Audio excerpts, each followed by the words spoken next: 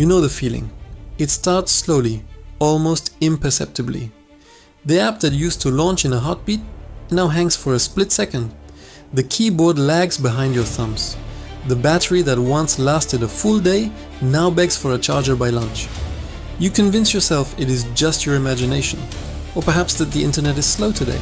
But then it gets worse.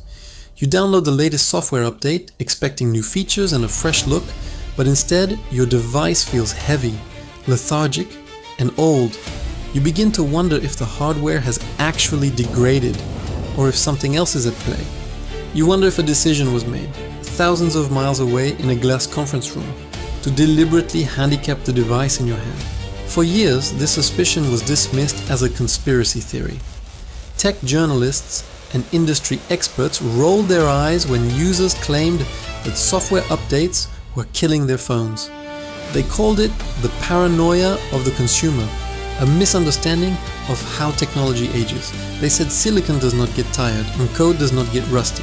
They were wrong. The suspicion that millions of users held was not paranoia. It was physics collided with a secret corporate directive. This is the story of how the world's most valuable company compromised the performance of millions of devices in silence. This is the story of the chemistry inside your pocket and the choice between transparency and control. To understand why your phone slows down, we must first look back to the 1920s and a group of men known as the Phoebus Cartel. This group, comprised of the world's major light bulb manufacturers, gathered to solve a problem. Their light bulbs were lasting too long. A bulb that never burned out meant a customer who never returned. So they engineered a solution. They standardized the life of a light bulb to 1,000 hours, down from the 2,500 hours that was technologically possible. It was the birth of planned obsolescence. The idea that a product should have a predetermined date of death to ensure future profits. While the modern smartphone is infinitely more complex than a tungsten filament bulb, the economic pressure remains the same. A device that works perfectly for 10 years is a disaster for a company that releases a new model every 12 months. However, the story of the iPhone slowdown is not just about greed. It is about a fundamental flaw in the energy source that powers our modern lives. We live in the age of lithium-ion. It is a miracle of chemistry, light enough to carry and dense enough to power a supercomputer. But lithium-ion batteries are volatile, living things. They breathe, they swell, and most importantly, they age. They are not fuel tanks that stay the same size. They are sponges that slowly calcify over time. Inside the battery of your phone, ions shuttle back and forth between a cathode and an anode. When you charge, they move one way. When you use the phone, they move the other. Over hundreds of cycles, this movement leaves behind chemical debris. Crystals form. The smooth flow of energy becomes a jagged struggle. This creates a phenomenon known as internal resistance or impedance. Think of it like a pipe getting clogged with rust. The water is still there, but you cannot force it through the pipe as quickly as you used to. In a battery, this means that while it might still hold a charge, it cannot deliver that energy in a massive, sudden burst. And this is where the engineering nightmare begins. A modern smartphone processor is a beast. It does not sip power at a constant rate, it gulps it. When you launch a heavy 3D game or open a complex augmented reality filter, the processor demands a massive spike of power instantly. It screams at the battery for energy. If the battery is new, it delivers this spike without issue. But if the battery is chemically aged and its internal resistance is high, it physically cannot push the energy out fast enough. The voltage plummets. It drops below the critical threshold required to keep the silicon chips running. When the voltage drops too low, the phone does not just slow down. It panics. The system creates an emergency shutdown to protect the electronic components from damage. The screen goes black. The phone appears dead, even if the battery icon showed 30% remaining just seconds before. This was the crisis facing Apple in late 2016. Users of the iPhone 6 and 6s were reporting that the phones were dying at random. It was a public relations disaster. People were stranded in the cold with dead phones. The narrative was shifting from Apple products just work to Apple products are unreliable. The engineers at Apple had two choices. Choice one was to be transparent. They could have told users that their batteries were chemically aged and could no longer support the peak performance of the processor. They could have offered a free battery replacement program immediately, acknowledging the limitation of the lithium-ion technology. But that would admit a flaw. It would require a massive logistical operation. So they chose option 2. They decided to fix the shutdowns with software. They engineered a solution that would fundamentally alter the relationship between the user and their device. They decided to throttle the brain to save the heart. In January 2017, Apple released iOS 10.2.1. The release notes were vague. They mentioned bug fixes and security improvements. Buried in the code, however, was a dynamic power management system, a governor, a leash. The software was designed to monitor the battery's health. If it detected that the battery was old and weak, the software would deliberately cap the maximum speed of the processor. It would prevent the CPU from asking for those massive spikes of power that caused the shutdowns. The result was that the phone stopped turning off randomly. The shutdowns were largely solved, but the trade-off was speed. By capping the processor, the phone became slower. Apps took longer to launch. Scrolling became jittery. The device felt old. Crucially, Apple did not tell the users this was happening. There was no pop-up notification saying, "Your battery is degraded, so we are slowing down your phone to keep it running." There was only silence.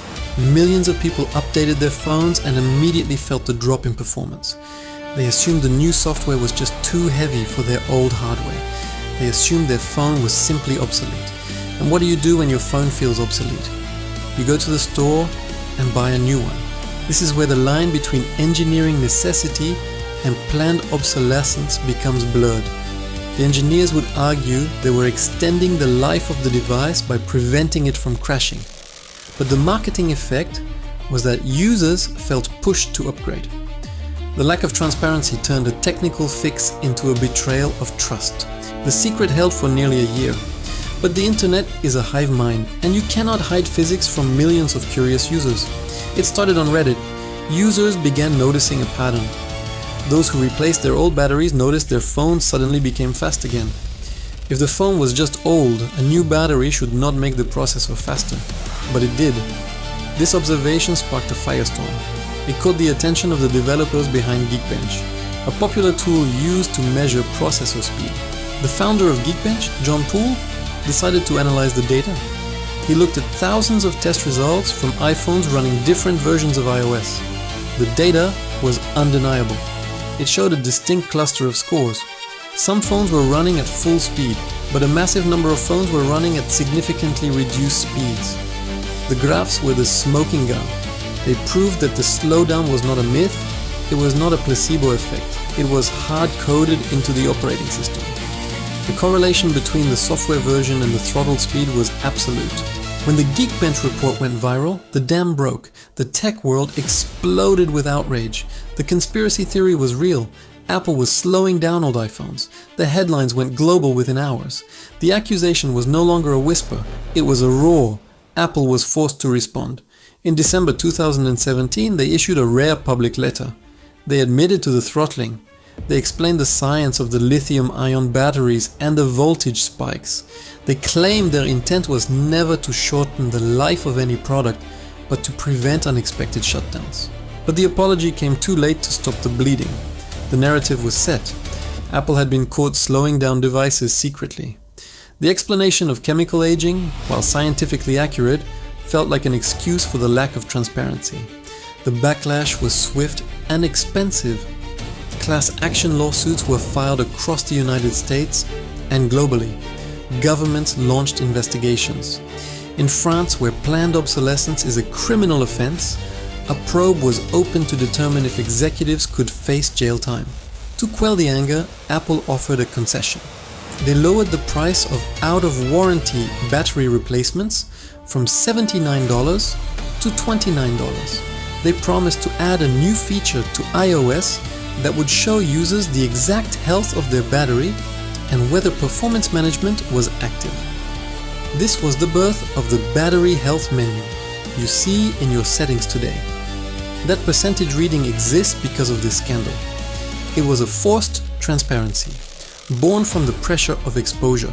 In 2020, Apple agreed to pay up to $500 million to settle the class action lawsuit in the United States. They denied wrongdoing, calling the settlement a way to avoid burdensome and costly litigation, but the payout spoke volumes.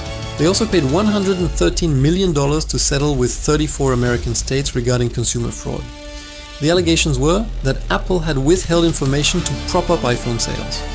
The internal documents revealed during these proceedings showed that executives were worried about declining sales and saw the battery situation as a threat to their upgrade cycle. So where does this leave us today? The Batterygate scandal changed the industry. It forced a conversation about the right to repair. It forced manufacturers to be more honest about the lifespan of their consumables. It taught us that our devices are not black boxes of magic, but machines subject to wear and tear. It revealed that software is not neutral. It is a tool that can be used to extend the life of a product or to gently push it toward the grave. The chemistry of lithium-ion has not changed. Batteries still degrade, they still build up internal resistance, but now the choice is supposed to be yours. You can choose to replace the battery, or you can choose to live with the slowdown. The power, theoretically, has been returned to the user. However, the question of trust remains. We rely on these devices for our banking, our memories, and our communication. We invite these companies into the most intimate parts of our lives. When they make decisions for us in the dark, they erode the foundation of that relationship. The next time your phone feels slow, remember the history. Remember that it might be chemistry, but it might also be code. Remember that transparency is not given freely by corporations. It is demanded by the vigilant. We must remain skeptical. We must continue to test, to measure, and to question. Because in the world of closed ecosystems and proprietary hardware, the only thing keeping the giants honest is the scrutiny of the crowd. The story of the iPhone battery is a reminder that in the digital age, we do not truly own the devices we pay for. We are merely leasing the experience, subject to the terms and conditions of a landlord who can change the locks whenever they please. Science advances, and batteries will eventually improve. We may one day move beyond lithium-ion to solid-state technologies that do not decay in the same way. But the economic incentive to sell you a new device will never decay. The tension between durability and profit is eternal. As we look at the sleek glass and metal in our hands, we must ask ourselves, is this tool serving me, or am I serving the cycle of its replacement? The answer is hidden in the fine print, in the lines of code, and in the chemical degradation of the anode. The shutdown was a glitch, the slowdown was a choice, and the silence was a strategy. If you want to explore more dark corners of history, hit subscribe.